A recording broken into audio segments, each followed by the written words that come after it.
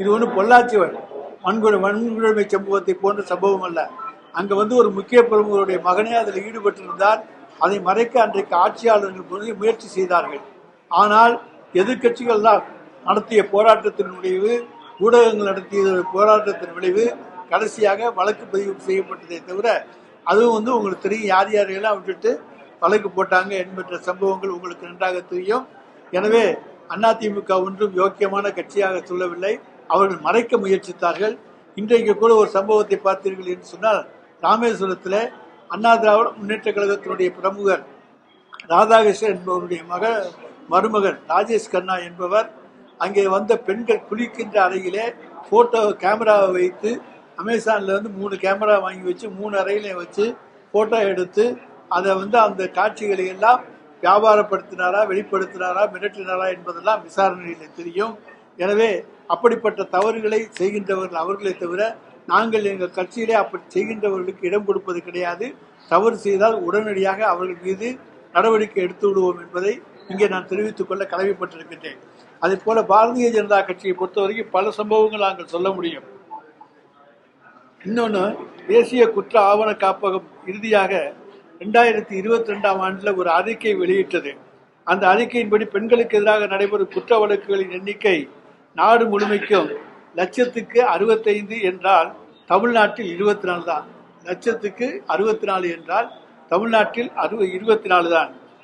அதே போல பாலியல் வன்புணர்வு வழக்குகளின் தேசிய சராசரி 4.6, அதில் தமிழ்நாட்டினுடைய சராசரி என்பது 0.7. அந்த அளவுக்கு அந்த வன்கொடுமையை மற்ற மாநிலங்களோடு ஒப்பிடுகையிலே கட்டுப்படுத்தி வைத்திருக்கின்றோம்.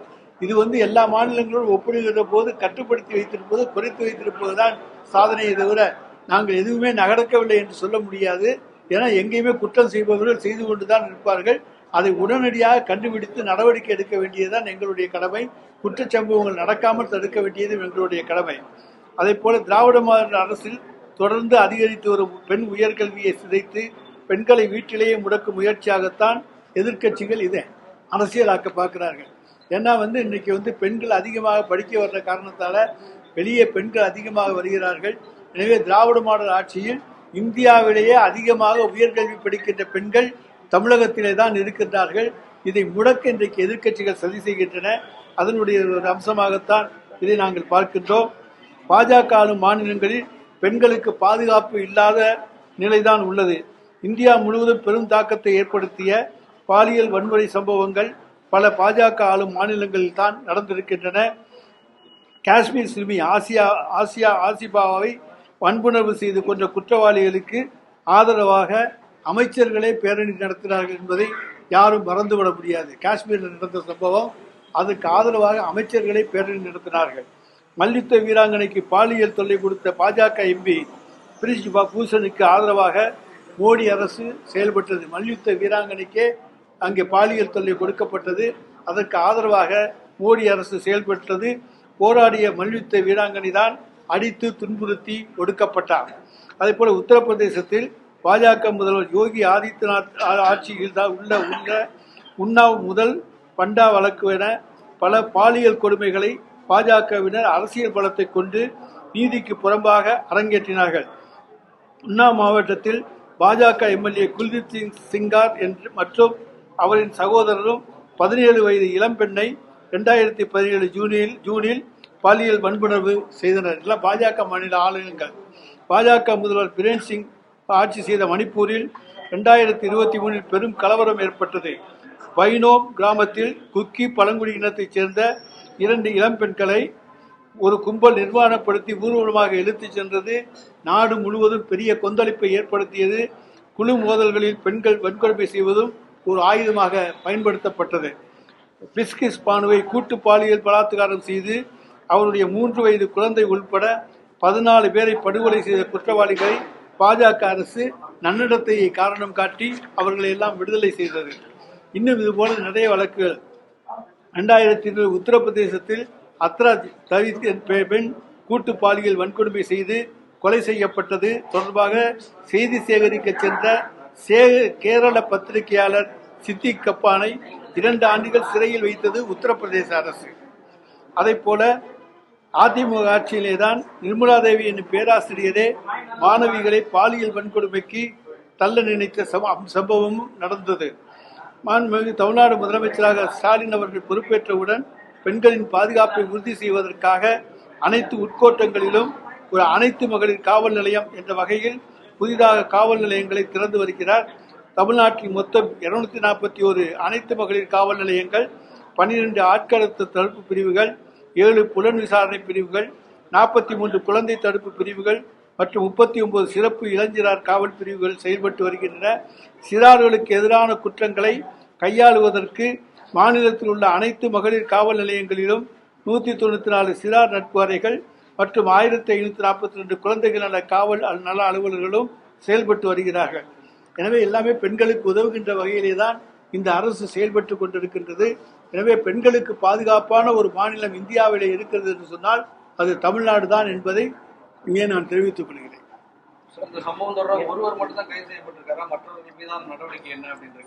அதாவது ஒருவர் கைது செய்யப்பட்டிருக்கிறார், மற்றவர்கள் யார் என்று அந்த விசாரணையில் தான் தெரியும். எத்தனை பேர் அதை சேர்ந்திருக்காங்களா, இல்ல ஒருத்தர் மட்டும் செஞ்சாரா, இதெல்லாம் விசாரணையில் தெரியும். ஒருவரை கைது செய்து உடனடியாக ரிமாண்ட் செய்திருக்கார். நிறைய வீடியோக்கள் அதுல இருந்ததா குறிச்ச தகவல்கள் வந்து அவருடைய செல்போன்ல மற்ற மாணவர்களிடம் அது தொடர்பாக விசாரிக்கப்பட்டு கூடுதலான அந்த வழக்குகள் போடப்பட வாய்ப்பு இருக்கா? அதெல்லாம் பரிசீலனை செய்து வெளியே தெரியாதவாறு, அவர்களுக்கு எந்த விதமான பாதிப்பும் ஏற்படாதவாறு என்னென்ன நடவடிக்கைகள் எடுக்க வேண்டுமோ அதை தலைவர் தளபதியின் அரசு நிச்சயமாக எடுக்கும். இப்போ திமுகவோட தொடர்பு படுத்தி 4 புகைப்படங்களும் வெளியிட்டிருக்கிறார் பாஜக தலைவர் அண்ணாமலை. 3 புகைப்படம். சட்ட ரீதியான நடவடிக்கைகள் எதுவும் எடுக்க வாய்ப்பு இருக்கு? அதாவது நாங்க விளக்கம் சொல்லிட்டோமே, அவர் எங்க திமுகவில் தொண்டர் கிடையாது, அடிப்படை உறுப்பினர் கிடையாது, மாணவர் அணியிலையும் கிடையாது, எங்களுக்கு அவருக்கு சம்பந்தம் கிடையாது. நீங்க இப்ப அந்த இடத்துல நிக்கிறீங்க, இவர் இந்த இடத்துல நிக்கிறாரு, 2 பேரையும் சேர்த்து இங்கேருந்து ஒருத்தர் கேமரா வச்சு எடுத்துட்டா அது எப்படி சேர்ந்து எடுத்ததாக வராது. அதை போல இன்னொருத்தர் சைதாப்பேட்டை தொகுதியினுடைய சட்டமன்ற உறுப்பினர், அமைச்சர், அவரை பார்த்து நன்றி சொல்ல எவ்வளவு பேர் வரலாம், வாழ்த்து சொல்ல எவ்வளவு பேர் வரலாம். அந்த மாதிரி என்னை சந்திக்க வர்றவங்க பூரா பேர் நேர்மையானவங்களா நல்லவங்களான்னு தெரியாது. அது போல அப்படி வந்தவர்கள் தானே தவிர அவருக்கு எந்த விதமான தொடர்பும் கிடையாது, நட்பும் கிடையாது. அதனால சட்ட ரீதியான நடவடிக்கை அது அவர்கள் மேற்கொள்வார். பாதிக்கப்பட்ட பெண்ணோட தகவலை எஃப்ஐஆர் மூலமா வெளியிடுங்கிற ஒரு குற்றச்சாட்டு இருக்கு. இல்லைங்க, நாங்க எதுவுமே ஐடென்டிட்டி வெளிப்படுத்தவே இல்லை. ஆனா அவர் ஏதாச்சும் ரகசியமா எதுவும் எங்கேயும் கொண்டு வந்து வச்சு காமிச்சிருக்கலாம். அரசின் தரப்பில் எந்த விதமான ஐடென்டிட்டியும் வெளியிடப்படவில்லை. எந்த விதமான குற்ற வழக்கு எண் எது அல்லது எந்த பிரிவுகளில் வழக்கு பதிவு செய்திருக்கிறோம், என்ன சம்பவம் நடந்தது, இதை பற்றி எல்லாம் எந்த விதமான விவரங்களும் நாங்கள் வெளியிடவில்லை. குறிப்பா அந்த பெண்ணை டீபேம் பண்ணணுங்கிறதுக்காக தான் இந்த எஃப்ஐஆர் டீடைல், மொபைல் நம்பர் எல்லாமே வெளியிட்டு இருக்காங்க. அந்த பொண்ணுக்கு தொடர்ந்து அழைப்புகள் வந்துட்டு இருக்கு. அவரோட அட்வொகேட் எனக்கு தொடர்ந்து கால் பண்ணி பேசிட்டு இருக்காரு. அண்ணாமலை ஒரு குற்றச்சாட்டு வச்சிருக்காரு. இது முழுக்க திமுக அரசு மேல இருக்க தவறுதான் அப்படின்றதையும் சொல்லியிருக்காரு. அந்த பொண்ணை டீடைன் பண்ணுங்கிறதுக்காக தான் அந்த பொண்ணை டீடைன் பண்ண வேண்டிய அவசியமே எங்களுக்கு கிடையாது. அந்த பொண்ணு டீடைன் பண்ண வேண்டியது இருந்துச்சுன்னா ஏன் கம்ப்ளைண்ட் கொடுக்குறாங்க? நாங்களா போய் வாங்கினோம் கம்ப்ளைண்ட்? அந்த பொண்ணு தான் காவல் நிலையத்தில் காவல் புகார் கொடுக்குறாங்க. டீடைன் பண்ண வேண்டும் அப்படிங்கிற எண்ணம் இருந்திருந்தால் அவர்கள் நிச்சயமாக எங்களிடத்துல புகார் கொடுத்திருக்க மாட்டார். பாதிக்கப்பட்ட பெண் துணிச்சலோடு புகார் கொடுக்க தளபதியினுடைய அரசியலை கொடுத்தால் நியாயம் கிடைக்கும் என்பதற்காக கொடுத்திருக்கிறார்.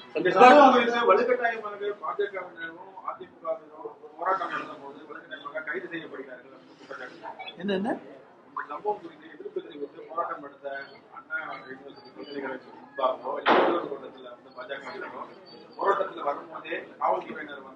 ஒண்ணுங்க, எங்களுக்கு அதுக்கு எந்த சம்பந்தமும் கிடையாது. அரசாங்கம் குற்றவாளியை பிடித்திருக்கிறது. என்ன சம்பவம், உடனடியாக ரிமாண்ட் செய்யப்பட்டிருக்கின்றார். அதுக்கப்புறம் நடவடிக்கைகள் தொடர்ந்து எடுக்கப்பட்டு வருகிறது. விரைவில் விசாரணை அறிக்கை தாக்கல் செய்யப்பட்டு நீதிமன்றத்தில் விசாரணை நடைபெற போகிறது. அவர்களுக்கு ஏதாவது விவரம் தெரிஞ்சா அங்க சொல்லட்டும். இதை அரசியலாக்க பார்த்தால் அது இந்த ஆட்சியில் நடக்காது.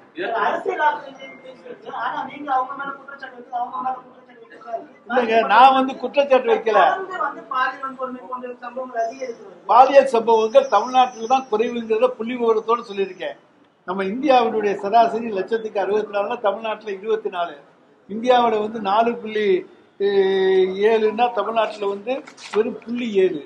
அப்படி அந்த அளவுக்கு நம்ம விகிதத்தை குறைத்திருக்கின்றோம். எனவே அந்த சராசரி விகிதங்கள் குறைக்கப்பட்டிருக்கிற போது அதை எப்படி நம்ம வந்து இங்க வந்து அதிகம்னு சொல்றோம், இங்க வந்து அதிகரிக்கல. எங்களுடைய ஆட்சி வந்த பிறகு அது குறைவாகத்தான் வந்திருக்கிறது, குறைத்திருக்கின்றோம். அது பாலியல் வன்கொடுமைகள் குறைக்கப்பட்டிருக்கிறது. அவர் மேல ஏற்கனவே ஒரு குற்ற வழக்கு பதிவாகிருக்கு, தொடர்ந்து அவரை கண்காணிக்கிறது. நம்ம குற்ற வழக்குல வெளிவரும் குற்ற வழக்கு ஏற்கனவே இப்ப கண்காணி இருக்கு. அது குற்றம் அந்த காவல் நிலையத்தை பொறுத்த வரைக்கும் தெரியும். எங்களை பொறுத்த வரைக்கும் எங்க கட்சிக்காரர் கிடையாது. அவர் மேல எந்த விதமான குற்ற வழக்கு இருந்தா அவர் மேல நடவடிக்கை எடுக்க நாங்க தயங்குவதும் கிடையாது.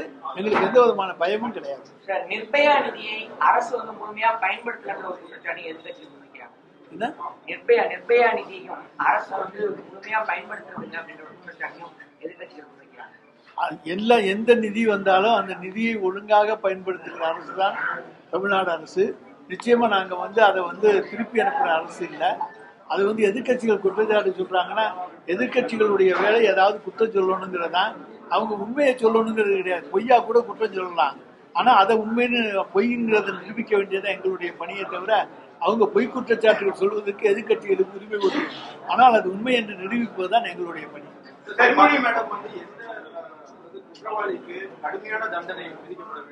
நிச்சயமாக கடுமையான தண்டனை விதிக்கப்படும். நிச்சயமாக கடுமையான தண்டனை வாங்கி கொடுக்க நாங்கள் வழக்காடுவோம். தமிழ்நாட்டுல பாலியல் வன்முறை கம்மியா கொடுக்குறீங்க, ஆனா வந்து ஆணவ படுகொலை இந்தியாவே அதிகமா இருக்கு மாநிலம் தமிழ்நாடு தான் சொல்லிட்டு கே பாலகிருஷ்ணன் சொல்லியிருக்காரு. ஆணவ படுகொலை வந்து மற்ற மாநிலங்களில் எல்லாம் வெளியே தெரிகிறது இல்லை. உத்தரப்பிரதேசத்திலையும் பீகாருக்கு போயிட்டு வந்துருந்தீங்கன்னா தெரியும். இங்க வந்து மக்கள் தைரியமாக புகார் கொடுக்கின்றதுனால ஆணவ படுகொலை தமிழ்நாட்டுக்கு வெளியே தெரிகிறது. மற்ற மாநிலங்கள்ல அங்க தெரியறது இல்லை. ஆணவ படுகொலை என்னென்ன நடக்குதுன்னு மற்ற மாநிலங்களில் இருக்கக்கூடிய உங்களுடைய ஊடகவியலாளர்களை கேளுங்கள். நிறைய நடக்கின்றன, அவை மறைக்கப்படுகின்றன. கேட்டது வந்து கூட்டணி கட்சி தலைவராக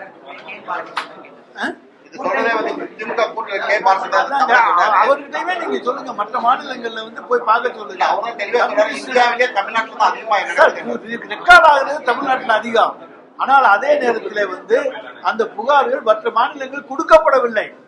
கொடுக்கப்பட்டால் தான் எண்ணிக்கை தெரியும். அவர்கள் பயந்து கொண்டு கொடுக்காமல் இருக்கிறார்கள். நாங்க ஒன்றும் பண்ண முடியாது. இந்த கொடுக்கலாங்கிற நிலைமை இருக்கு, தைரியமா வந்து கொடுக்குறாங்க. அதே மாதிரி ஒரு பாலியல் குற்றச்சாட்டு நிறைய இல்லையே, யாரா இருந்தாலும் வந்து தைரியமா கொடுக்குறாங்க.